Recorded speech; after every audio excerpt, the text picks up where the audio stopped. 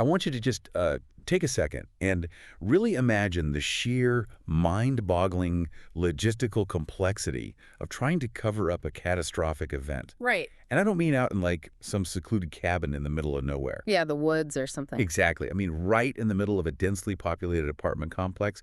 Just think about the sensory reality of that space for a minute. The walls are paper thin. Right. The sounds, the smells, the literal physical footprint of violence. And you're trying to scrub that entire reality out of existence while your neighbors are, literally making coffee on the other side of a half-inch drywall partition. It's just an incredibly brazen environment to even attempt something like that. It really is. I mean, to execute a cover-up in that setting requires this terrifying level of cognitive dissonance. It demands this cold, structured ability to just entirely compartmentalize horror. So welcome to this deep dive. Glad to be here. Today, we're taking on a really intense mission. We are walking through the Saria Hildabrand case, and we're going to do a completely uncensored, rigorous forensic analysis, step by excruciating step. And we're sticking strictly to the timeline of events. Yes, exactly. From the very first spark of conflict all the way to a deeply complex murder trial.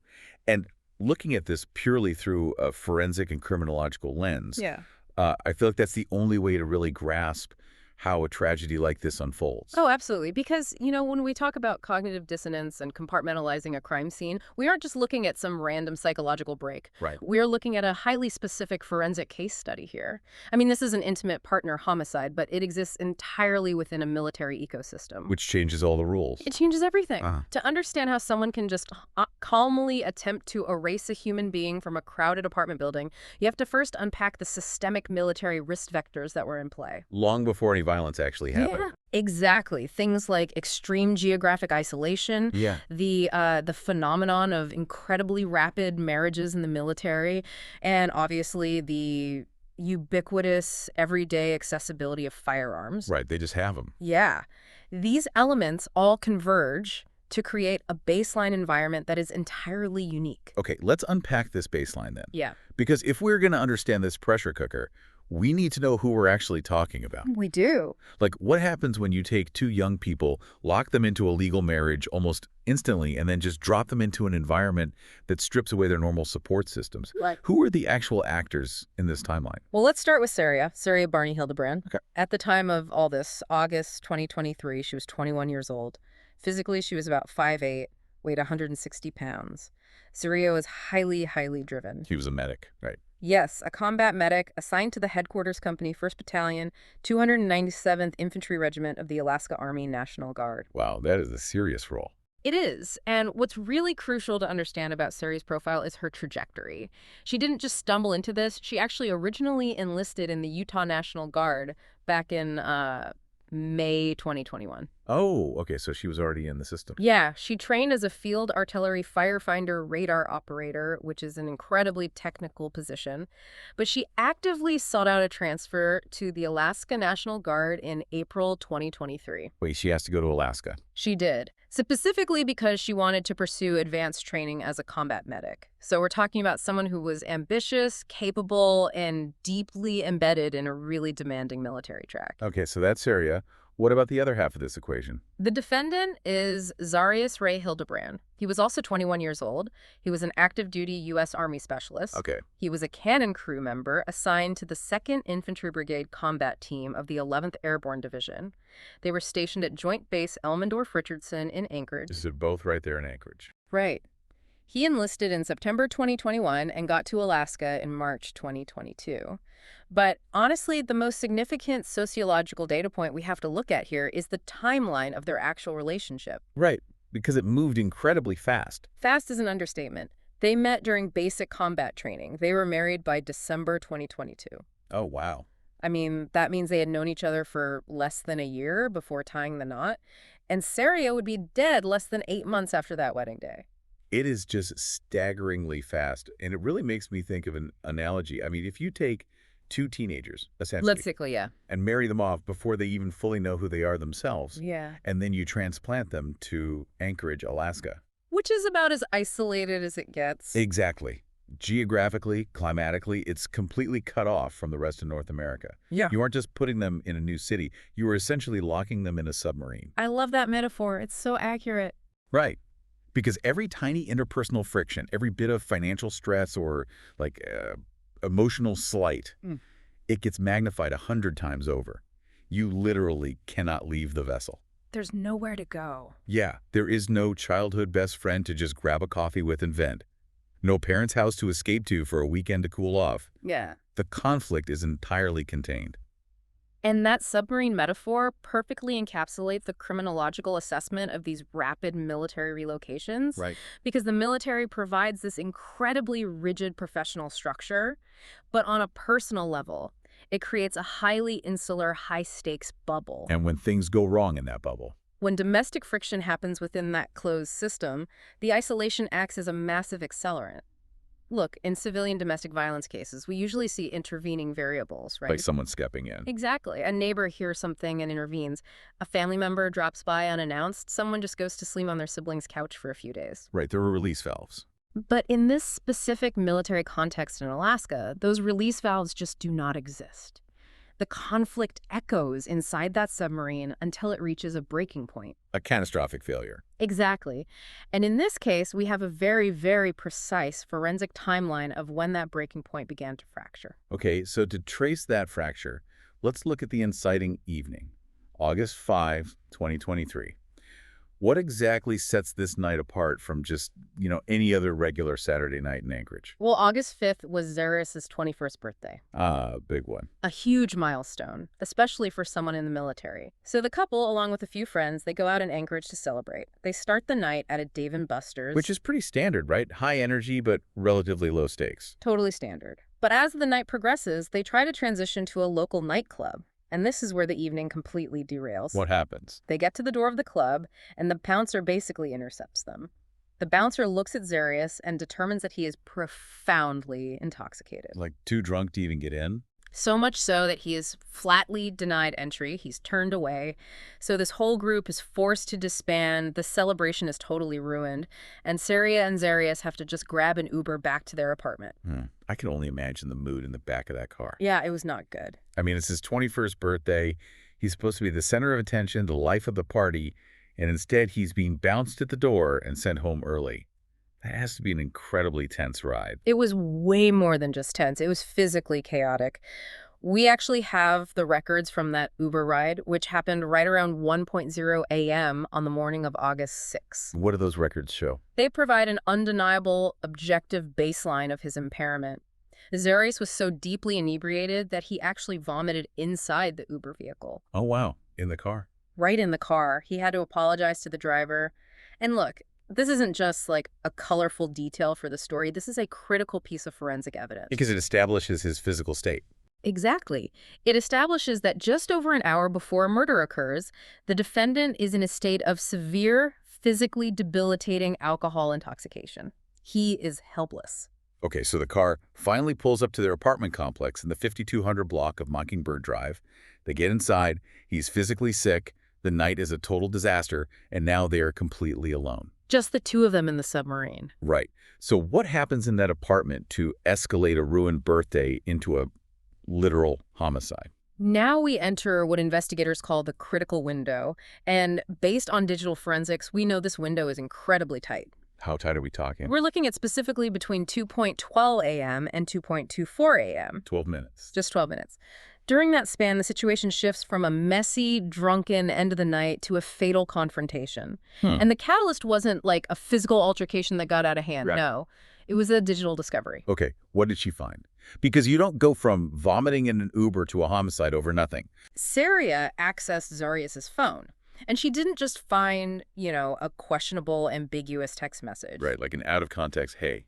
Much worse. She found active social media communications, specifically on Snapchat. She found undeniable proof that Zarius was sending explicit photos of himself to other women. Wow, okay, that's bad. But more damning than the photos, she found messages where he was actively offering to purchase airline tickets to fly these women out to Alaska to be with him. Wait, let me process the absolute audacity of that for a second. It's staggering. She is standing in their shared apartment at 2 in the morning. She has literally just dragged her husband home because he was puking in the back of an Uber. Completely pathetic state. Right. And while he is in this helpless state, she opens his phone and realizes he is offering to financially subsidize affairs. With plane tickets. To Alaska. To the very state she moved to, just to be with him. The emotional whiplash of that exact moment must have been absolutely blinding. In the study of intimate partner violence, we actually refer to this as a digital trigger event. A digital trigger event. Yeah. When a partner discovers definitive, undeniable proof of betrayal, especially when it involves a financial commitment, like buying a plane ticket. Because that shows intent, right? Not just an impulse. Exactly. It demonstrates premeditation. It's not a fleeting mistake at a bar. When that happens, it often precipitates a sudden, catastrophic escalation.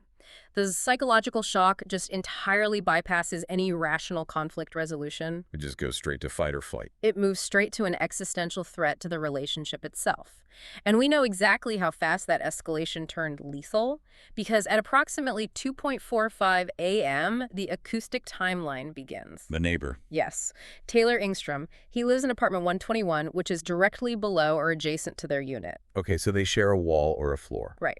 Engstrom is awake at 2:45 a.m., and he hears a loud gunshot. And he knows what it is. He does. His description to the 911 dispatchers is absolutely vital here. He doesn't describe, a muffled pop or like a firecracker way off in the distance. Right, none of that ambiguity. No. He explicitly states that it sounded extremely close, and he identifies the acoustic signature specifically. He tells them it sounds like a 9mm handgun discharging practically right outside his window. Which is terrifying. And he calls 911 right away. Engstrom reacts immediately. He calls 911. Okay, hold on. This is the moment in the timeline that just makes you want to scream. Oh, I know what you're going to say. I mean, if the neighbor hears a 9mm go off, recognizes exactly what it is, and calls the police, what happens? Do the police actually show up? Yes, they do. The Anchorage Police Department immediately dispatches 2 patrol officers, Officers Boynton and Hall. They respond to the shots fired call. Why? They arrive at the Mockingbird Drive complex. They walk the area. However, they observe no immediate signs of a crime in progress. What does that mean? It means there is no smoke, there's no one screaming for help, no one fleeing the scene, and no visible blood in the common areas or the parking lot. So what do? As a result, they clear the call and depart, without conducting a door-to-door canvass or knocking on specific apartments. I have to stop you there. Seriously, how is that even possible? It's hard to hear, I know. They get a call for a gunshot in a densely packed residential building. They drive out there, they look around a dark parking lot, and they just leave. Yep, they clear the scene. They don't knock on a single door. How does standard police protocol allow them to literally walk away from a potential murder scene while the gun is practically still smoking inside an apartment? It is incredibly frustrating to view in hindsight, believe me, but we really have to understand the legal and logistical mechanisms that dictate police response in these situations. Okay, explain that to me. Because right now, it sounds like massive negligence. Under the Fourth Amendment, police cannot simply start kicking down doors in an apartment complex without probable cause or what we call exigent circumstances. Meaning what? Like someone bleeding out in the hallway? Exactly. An immediate, visible threat to life. When it comes to high-density housing, acoustic calls, like someone hearing a shot, are notoriously difficult to pinpoint. Because of the echoes. Right. Sound behaves erratically in apartment courtyards. It echoes off the brick, it travels up through ventilation shafts, it distorts directionality. So the neighbor says, right outside my window, but physically, that sound could be bouncing from 3 floors up. Precisely. So unless an officer actually sees a bullet hole through a shared drywall or actively hears someone crying out for help inside a unit, they are legally paralyzed. They just can't go in. They cannot force entry based solely on a neighbor saying, I think it came from up there. But the consequence of that legal paralysis is just monumental in this case. By showing up, shining their flashlights around, and then driving away, they essentially hand the killer the greatest gift imaginable. They handed him the golden hour. Yeah, uninterrupted time. By missing that immediate window of intervention, the police inadvertently gave the offender time. And in forensics, time is the ultimate currency of concealment. Wow, the currency of concealment. Once those patrol cars pulled away and those flashing red and blue lights faded from Zarius's windows, the entire psychological reality inside that apartment shifted. The panic subsided. The adrenaline of the confrontation crashed. The hot-blooded, chaotic, emotional event was officially over. Now Zarius realizes he has a dead body, a murder weapon, and an impending timeline. So this is where the emotional crime ends and the cold logistical cover-up actually begins. Exactly. So what is the very first step in a logistical cover-up? I mean, where does a 21-year-old kid even start? The very first priority is always controlling the narrative. Before you can even think about hiding the physical evidence, you have to establish a reason for the victim's absence. Right, you need a story for when people ask where she is. You need an alibi. Zarius starts formulating his alibi immediately. According to the timeline he later provides to law enforcement, he claims that after the disastrous birthday night, they both simply woke up hungover on the morning of August 6th. Just a normal, rough morning. Right. He states that around 10 a.m., Saria left the apartment. He says she was walking to her job at a local sandwich shop called Bread and Brew. Which is how far away? It's roughly a mile away. Ah. And he builds a highly specific visual picture for this lie. Like giving too many details. Exactly. He claims she was wearing a black t-shirt, black jeans, black shoes, and carrying her purse. And then he adds the absolute most crucial piece of the alibi. Let me guess. The phone. Yes. He claims she left her mobile phone behind at the apartment. Oh, of course. Yeah. Because if she takes her phone, the cell towers track her movement, or lack thereof. But that lie starts falling apart almost immediately, doesn't it? Almost instantly. Because you can't just invent a timeline that involves other people's real-world schedules without them noticing. Exactly. The human element contradicts him right away. Saria's best friend, Marie Wentz, actually knew Saria's real intentions for that day. What were they? Saria had already communicated to Marie that she was planning to call out of work that day to recover from the birthday night. So she was never planning to walk to Bread and Brew. She had zero intention of going anywhere. But the true structural collapse of his alibi comes from a massive digital anomaly. The phone data. Right. At 10:45 a.m. on that morning, which remember is 45 minutes after Zarius claims Saria walked out the door without her phone. Right. A text message is sent from Saria's phone to Bread and Brew, officially calling out of her shift. Wait. Yeah. He literally tells the police she left her phone on the counter at 10 a.m. and went to work. But then her phone, sitting on that exact counter, magically sends a text to her boss at 10:45 a.m. That is what the data shows. It's just staggeringly stupid. It really is. It's the kind of mistake you make when you are trying to spin plates while in a state of absolute blinding panic. It is a phenomenal example of digital hubris. He is attempting to manipulate her digital footprint to just buy himself a few extra days of normalcy. Thinking that if her boss thinks she's sick, they won't sound the alarm. Precisely. He figures if her work thinks she called out, nobody comes looking for her today. But when investigators later confront him with this geometric impossibility... Like how a phone left behind sends a text after she leaves. Exactly. How a phone left in his possession could send a contextually accurate text to an employer after the owner supposedly left. He has absolutely no explanation. Because there isn't one. It exposes the staging immediately. But look, while that text message was buying him a few hours of silence from her employer, we have to look at what he was actually doing in the physical world. Right, because sending a fake text message doesn't clean a murder scene. What is he doing while his dead wife is lying in their apartment? Throughout the daytime hours of August 6th, Zarius makes 3 separate trips to commercial retail outlets. Which stores? He goes to a Fred Meyer, and he goes to a Lowe's home improvement store. Surveillance footage and physical receipts capture his exact movements. So the police know exactly what he bought. Every single item.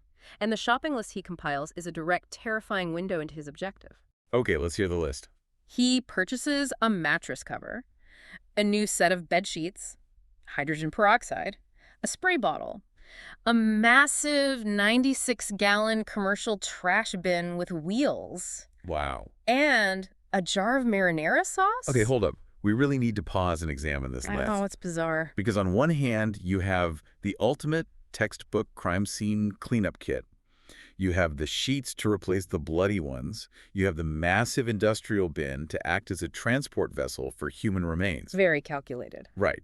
And then you have pasta sauce. Is that what I think it is? What's your theory? Is he buying marinara sauce to create, like, a visual alibi? A visual alibi. Yeah. Like if a neighbor knocks on the door and sees a giant red stain soaking into the carpet, he can just hold up the shattered jar and say, "Oh man, I'm so clumsy, I just dropped my spaghetti." That's a very solid theory. Or is this just a psychological thing? Like he's standing at the checkout line buying industrial bleach and a body-sized garbage bin, and he suddenly panics and thinks, "I need to look normal." Normal people buy groceries. I'll buy pasta sauce. Well, in forensic behavioral analysis, we actually call that prop shopping. Prop shopping, that makes perfect sense. And honestly, it is usually a combination of both of your theories. Offenders in the immediate aftermath of a homicide are intensely, almost violently self-aware. They feel like everyone is watching them. Exactly. They feel as though a spotlight is shining directly on them. When he walks up to that cashier, he is acutely paranoid that his purchases just scream murder. Because they basically do. They do, so he throws in a mundane, everyday item to camouflage the sinister ones. It acts as a psychological shield for him. But the visual alibi makes sense too, with blood. Your visual alibi theory is highly, highly plausible here. As human blood oxidizes and dries, it turns from bright crimson to this dark rust red or brown color. Which looks exactly like tomato sauce. Having a shattered jar of marinara sauce on hand provides a brilliant split-second narrative excuse if property management or a nosy neighbor enters unexpectedly. It's sick, but it's clever. It is, but the marinara is really just a distraction from the real chemistry of that shopping list. The most telling item on there is actually the hydrogen peroxide. Okay, break that down for me, because if I am thinking about cleaning up a massive mess, my brain goes straight to bleach. Why buy peroxide? Well, bleach is a blunt instrument. Okay. It discolors surfaces, and it leaves this massive, overwhelming chemical odor that immediately alerts anyone who walks into the room that a deep cleaning event just occurred. Right, if you smell bleach in a bedroom, you ask questions. Exactly. Hydrogen peroxide, on the other hand, is a precision chemical. It interacts directly with an enzyme called catalase. Catalase. Yes, it's incredibly abundant in human red blood cells. When liquid peroxide comes into contact with blood, the catalase enzyme rapidly breaks the peroxide down into water and oxygen gas. Wait, is that why it foams up when you put it on a cut? Exactly. That foaming action, it causes a massive physical reaction. It literally boils the blood out of the porous material, lifting the stain to the surface where it can be wiped away easily. Oh my God. By purchasing peroxide and a dedicated spray bottle, Zarius is demonstrating highly sophisticated intent. He knows exactly what he's doing. He isn't just trying to wipe the floor. He is actively trying to chemically lift biological evidence out of the carpet fibers. That is deeply chilling. It implies a level of cold calculation that goes way, way beyond just a panicked reaction to an accident. Exactly. And that cold calculation is further proved by the 96-gallon industrial bin. Let's talk about the bin. When a civilian panics after a sudden accidental death, the disposal methods are almost always chaotic and physically taxing. They wrap the victim in a rug, drag them down the stairs. And they leave a massive trail of trace evidence while doing it. But purchasing a wheeled commercial-grade container, that indicates spatial reasoning and logistical planning. He's doing the math. He is calculating the weight distribution of a 160-pound human body. He is planning the movement of that body through common hallways and parking lots without arousing suspicion. You could just roll it right past a neighbor. Exactly, and he is planning for the containment of fluid leakage during transport. It is a highly structured military-style operation. So he acquires the chemistry, he acquires the logistics. The physical evidence is actively being managed. But a cover-up is twofold, isn't it? It is. You have to manage the physical space, but you also have to manage the social space. I mean, Saria is a soldier. People are going to start asking where she is. How does he handle the social facade? He attempts to manage it through delay. Zarius waits a full 36 hours before he officially reports his wife missing to law enforcement. 36 hours. A day and a half. And when you look at the excuse he provides for that 36-hour gap, it is deeply revealing of his mindset at the time. What does he tell them? He tells the police that he spent that day and a half conducting a solo search of the neighborhood. He claims he was independently calling local hospitals and even checking local jails. Jails. Yeah, because he wanted to avoid a misunderstanding with her military command or the police. Which is just the most transparently guilty excuse imaginable. It doesn't track at all. If your spouse, especially a dedicated military medic, vanishes without her phone, you don't quietly check the local drunk tank to avoid a misunderstanding. You kick the doors down. You call the police immediately. You call them at hour 2, not hour 36.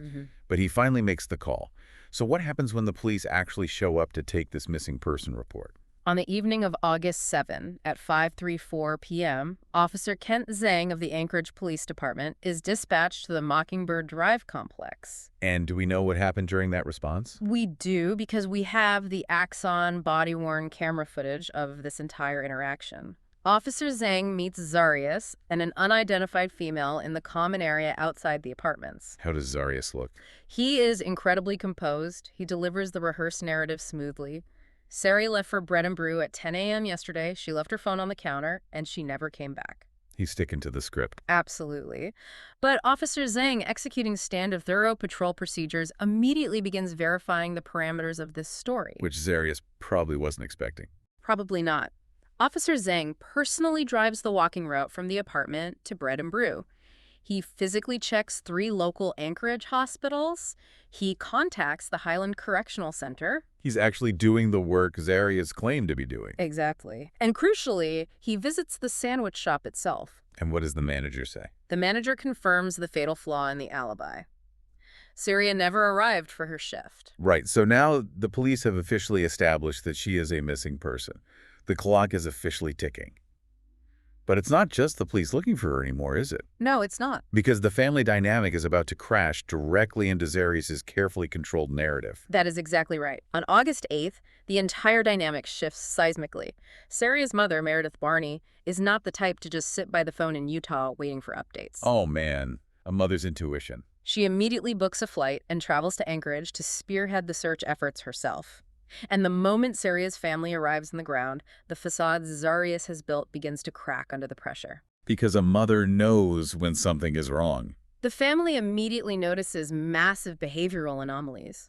He isn't acting like a terrified, desperate husband whose wife is missing. He is physically rigid. She's stiff. He exhibits severe paranoia, and he continuously manufactures these bizarre excuses to avoid going down to the police station to assist detectives. I imagine the friction between a mother desperately looking for her daughter and a killer trying to hide his wife is just immense. How does that friction manifest? It actually manifests over the most seemingly mundane details. For instance, the missing person's posters. Really? Posters? Yeah. The family immediately begins drafting flyers to distribute around Anchorage. When Zarius sees the drafts, he becomes intensely, almost violently agitated. Over what? The photo? Over the name. He demands that Saria's name on the poster be changed from her maiden name, Barney, to her married name, Hildabrand. Okay, weird priority, but sure. But far more disturbing than that, he demands that his personal cell phone number be placed on the posters as the primary point of contact. Wait, instead of the police? Completely replacing Saria's mother's phone number. He wanted his number to be the only one on the flyer. That is just an unbelievable level of psychological control. He wants to be the gatekeeper for every single tip that comes in. He needs to know if someone saw him with the trash bin. Exactly. In criminological terms, this behavior falls under a concept known as site tethering. Explain site tethering for us. Traditionally, site tethering refers to an offender's psychological compulsion to remain geographically close to the physical location where they disposed of the body. They want to ensure the site remains undisturbed. Like returning to the scene of the crime. Right. But site tethering also extends to the psychological control of the investigation itself. Zarius was tethering himself to the flow of information. That makes a lot of sense. And during the physical search efforts with the family, this tethering became incredibly physical. Zarius refused to let Saria's mother and aunt out of his line of sight. Like he was shadowing them. Yes. If they strayed even a block away to look in a different direction, his paranoia spiked. He would bombard their phones with rapid, aggressive text messages. Saying what? Things like, "Where are you guys at? What are you guys doing? Wait there, I'm coming to you." He was actively, physically steering them away from specific geographical locations in the neighborhood. I am just marveling at the audacity that requires. It takes a lot of nerve. Think about the mental bandwidth it takes to walk shoulder to shoulder with a grieving mother pretending to look behind bushes and under cars for her daughter. While you know exactly where she is. Yes, while you know you killed her and you are actively steering the mother away from the exact spot you dumped the body, it is an act of supreme, chilling sociopathy. It is. But underneath that control, you could also see the absolute blinding panic. He is terrified they're going to accidentally stumble onto the truth. And his panic was entirely justified, because while he was busy trying to manage the family, the police were elevating their response. They weren't buying his story anymore. The Anchorage Police Department wasn't just treating this as a routine runaway anymore. The inconsistencies were piling up. The bread and brew text, the timeline gaps. They transitioned from a missing persons search to a forensic, suspicious disappearance investigation. Which means they start looking closely at him. Right. On that same day, August 8th, investigators approach Zarius and request a consent-based walkthrough of the Mockingbird Drive apartment. Which is a massive risk for him. But he's trapped, right? Completely trapped. If he says no to a simple walkthrough, he looks incredibly guilty. So he has to play the part of the cooperative, baffled husband with absolutely nothing to hide. Exactly. He allows the detectives inside. They walk through the living room, they check the kitchen, and eventually they enter the primary bedroom. And what do they see? Immediately, something is glaringly, horribly wrong. The bed, which is the only bed in the entire apartment, is completely stripped. Stripped bare. There are no sheets, no blankets, no pillows. It is covered by nothing but a thin, bare mattress pad. Okay, big red flag. Huge. Naturally, the detectives, acting on pure investigative instinct, ask for permission to lift the mattress pad to look underneath. And Zarius panics. He refuses point blank. But it's his excuse that is so telling. He claims that he cannot allow them to lift the mattress because he has embarrassing sexual items stored under the bed. Oh, come on. And he says he doesn't want the police to see them. It's such a desperate, transparent deflection. You are supposedly looking for your missing wife, the love of your life, but your main priority is preserving your modesty in front of detectives. It doesn't track at all. The detectives know it doesn't track, so one of the detectives decides to push the boundary of the consent search. What does he do? He looks directly at Zarius, maintaining intense eye contact, and asks a brutally direct question. Is Saria under the bed? Wow. Direct hit. And we really have to talk about his response here. Yeah. Because this is where the psychology of deception completely betrays him. What exactly does he say? Zarius looks back at the detective and says, "No, she's not. She wouldn't fit." Let's just freeze on that sentence. She wouldn't fit. It's a staggering response. If a detective asks an innocent husband, if his missing wife's dead body is shoved under their bed, the natural human reaction is visceral horror. It's outrage. Exactly. Like, oh my God, why would you even ask me that? Of course she isn't. But Zarius doesn't react emotionally at all. He reacts mathematically. Mathematically, that is exactly what it is. He processes the detective's question as a logistical geometric problem. His brain automatically assesses the cubic volume of the space between the floor and the bed frame, compares it to the physical mass of his wife's body, and outputs a factual spatial denial. She wouldn't fit. It is a stunning linguistic tell. It is entirely devoid of emotional effect. He answers the pure mechanics of the question, entirely ignoring the horrific emotional subtext of what the detective is actually asking. Because he knows exactly what she weighs and what dimensions she takes up. Exactly. That single sentence, combined with the bizarrely stripped bed, shatters any remaining illusion of cooperation. The detectives know he is lying. So they back out. They conclude the walkthrough, they secure the perimeter, and the very next day, August 9th, they return. But this time, they aren't asking for his consent. They got a warrant. They are armed with a judicially authorized search warrant. And this is where the house of cards finally collapses. They execute the warrant. They go straight to that bedroom, and they lift the mattress. What do they find? The forensic reality hidden under that mattress pad was absolute devastation. The official crime scene reports detail that the mattress itself was saturated by human blood. Saturated. And we aren't talking about a surface stain that could be explained away by a bloody nose or an accident. The blood volume was so catastrophic that it had soaked entirely through the depth of the mattress, Through the whole thing. bled down into the carpet padding beneath it, and had soaked deep into the structural wooden slats of the bed frame itself. To help us understand the physics of that, how much blood does it take to soak through a mattress and deep into solid wood? A typical adult human body contains roughly 5 liters, or about 1.5 gallons, of blood. For a mattress to reach a state of complete permeating saturation that penetrates down into structural wood, The victim had to be there for a while. the victim had to have remained in that exact spot, actively bleeding, for a highly significant period of time before the body was ever moved. Wow. It proves that the catastrophic injury occurred on that bed, and it completely annihilates Zarius' narrative that they just woke up hungover and she walked to work. Because you can't walk to work after bleeding that much into a bed frame. Impossible. Right. But the blood wasn't the only thing the search warrant yielded. Detectives also seized 2 handguns from the residence. And the condition of those handguns is the puzzle piece that really locks everything together, isn't it? Precisely. One of the handguns was found fully loaded, magazine topped off, round in the chamber. The other handgun was found missing exactly 1 round from its magazine. One single round. Just one. You have a bed absolutely saturated in human blood. You have a wife who has vanished into thin air.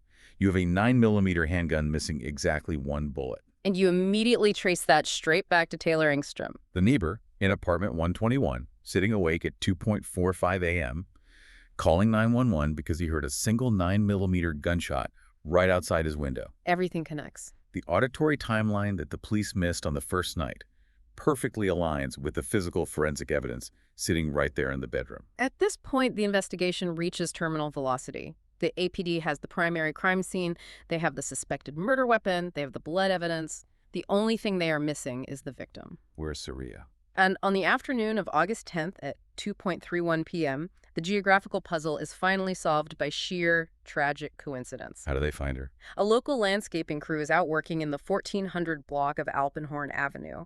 As they are clearing brush, they notice an anomaly. A brand new, massive 96-gallon commercial trash bin sitting haphazardly off to the side of a trail. A brand new trash bin in the woods. And upon closer inspection, they see red-brown staining smeared on the outside of the plastic. The exact same commercial bin Zarius purchased at Lowe's on camera. Yes. The APD responds immediately to the landscaper's call. Recognizing the proximity to the Mockingbird apartment, they launch a police drone to conduct an aerial scan of the surrounding terrain. Smart. Flying over the area between Alpenhorn Avenue and the apartment complex, the drone operator spots something unnatural near a storm drain pipe. It's located approximately 100 yards from the Hildabrand residence. Just a football field away. They see a pillow and a blanket discarded in the brush. Ground officers approach the storm drain, lift the pillow, and beneath it, they recover Saria's remains. The final piece of the forensic puzzle. What does the crime scene at the storm drain tell them? The forensic linking at the recovery site is airtight. The medical examiner conducts the preliminary assessment and determines that Saria suffered a fatal close-range gunshot wound to her left temple. Close range. The stippling and powder burns indicate the range of fire was under 12 inches. But it's the materials discarded alongside her body that physically tie the disposal site back to the apartment. Investigators recover the bedsheet used to wrap her, which is an exact pattern match to the remaining set found in the apartment. The sheets he didn't replace. Exactly. They recover the pillow and blanket from the stripped bed, and tellingly, they find a pair of tan military-issue tactical gloves. It is just an inescapable chain of evidence. You have the Lowe's receipt for the bin at the scene, the match sheets, the missing bullet, the blood soaking into the wood. It is an overwhelming mountain of proof. And the legal system reacts accordingly. On August 11th, the Anchorage Police Department officially reclassifies the missing persons case to a homicide investigation and takes Zarius into custody. Finally. 1 week later, on August 18th, an Anchorage grand jury returns a sweeping indictment. Zarius is charged with first-degree murder, second-degree murder, and 2 counts of tampering with physical evidence. And what about bail? His bail is set at a staggering $500,000 split between cash performance and appearance, with heavily restrictive conditions like electronic monitoring. He is remanded to the Anchorage jail to await trial. Which brings us out of the investigative timeline and into the courtroom. Let's fast forward to June 2026. The trial of the state of Alaska versus Saria Hildabrand begins before Superior Court Judge Ramgren. Right. This is the arena where all of that forensic science, all of those digital footprints, and all of that timeline data is finally weaponized. How does the prosecution frame this mountain of evidence? The state's case, which is led by prosecutor Kyla Hurley, is really fascinating in its construction. Hurley doesn't just argue that Zarius got angry and pulled a trigger. How does she frame it? She frames the homicide as a deliberate, calculated transition from the discovery of infidelity directly into homicidal intent. She leverages the Lowe's and Fred Meyer purchases, the peroxide, the 96-gallon bin, not just as proof of a post-murder cover-up. What else do they prove? She uses them to prove a continuous, premeditated chain of custody over the crime scene. Explain that concept. Mm-hmm. What does a continuous chain of custody mean when you are the actual killer? It means the prosecution is arguing that Zarius didn't just panic. They are arguing that the structured, logical nature of the cleanup, the specific chemical choice of hydrogen peroxide to battle catalase, the spatial calculations of the commercial bin, Right. All of it proves a clarity of mind that aligns perfectly with the legal definition of first-degree premeditated murder. To bolster this argument of a cold, calculating mind, the state introduces two highly irregular, almost bizarre pieces of evidence. Okay, what's the first one? The first is a handwritten letter that police discovered during the execution of the search warrant. It is a letter addressed from Zarius to Saria. Wait, written after she was dead? Yes. In it, he writes that he loved her, and he writes about his desperate hope that she is found alive and safe. But then, interspersed in this performative grief, he adds this incredible line. What does he say? He writes, "For the people working the case, I'm sorry the info I gave you wasn't the best." I can't even wrap my head around that. It's what? He is literally writing an apology to the detectives for lying about his alibi. And he embeds that apology inside a fake love letter to the wife he just murdered and shoved in a storm drain. It is a staggering display of consciousness of guilt disguised as romantic despair. It's pure psychological theater. Completely. But the state follows that letter with a piece of digital forensics that is far more chilling, and it introduces a massive anomaly regarding premeditation. Okay, what do they find? They introduce evidence of highly suspicious online search queries made by Zarius. But here is the critical detail. These searches weren't made the week before the murder. Okay. They weren't made after the Snapchat fight. They were traced back by digital forensics experts to a dormant, encrypted whistleblower email account that Zarius had created way back in March 2020. Wait, I need to stop you right there. Let's look at the timeline again. Let's do it. They met in basic training. They got married in December 2022. Saria wasn't even in his universe in 2020. Not at all. If he is logging into a burner account in March 2020 to make searches about how to cover up crimes, avoid detection, or manipulate evidence, what does that tell us about his underlying psychology? It's terrifying. Is this a guy who was just fantasizing about getting away with murder years before he ever even met the victim? That is exactly the terrifying implication. In behavioral criminology, this introduces the concept of latent lethality. Latent lethality. Right. Did the environmental stressors of the military submarine, the rapid marriage, the isolation, the infidelity, actually create a killer? Or did those stressors simply provide the catalyst, the spark, for an individual who already possessed deep-seated homicidal ideation? The gun was already loaded, so to speak. The prosecution uses this 2020 digital footprint to argue the latter. They argue that the capacity and the intellectual curiosity for murder were dormant inside him, just waiting for a trigger. So the prosecution builds this impregnable fortress. They have the blood, the bullets, the receipts, the timeline, the fake texts, and a search history from 2020.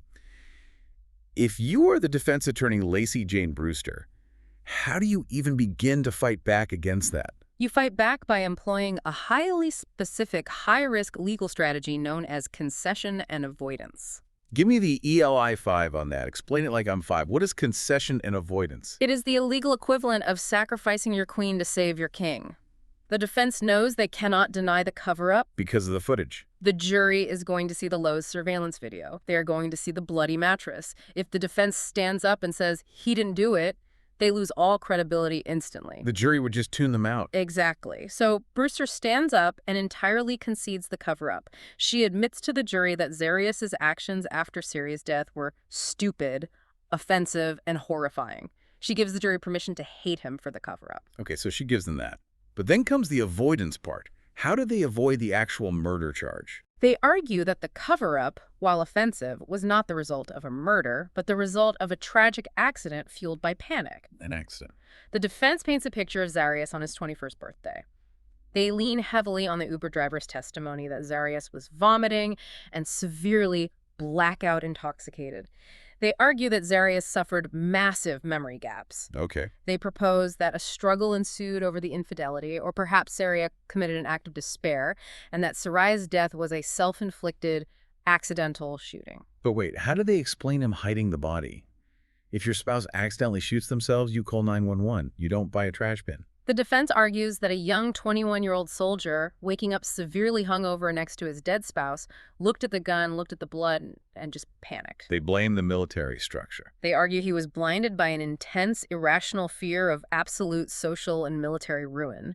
He thought no one would ever believe it was an accident, so he made a terrible, compounding series of decisions to hide the tragedy. And did they have any actual science to back up this accidental shooting theory? They leveraged the limitations of forensic pathology. Remember, the fatal wound was delivered from under 12 inches to her left temple. The defense argues that this specific physical trajectory, the angle, the distance, aligns perfectly with the biomechanics of a self-inflicted wound. Okay, let's step back from the specific arguments of the lawyers for a second and look at this through the macro lens of criminology. Yeah. The defense's entire argument hinges on this concept of panic. But when you look at the actual logistical execution of the cover-up, that argument feels incredibly weak, doesn't it? It falls apart completely when subjected to behavioral analysis.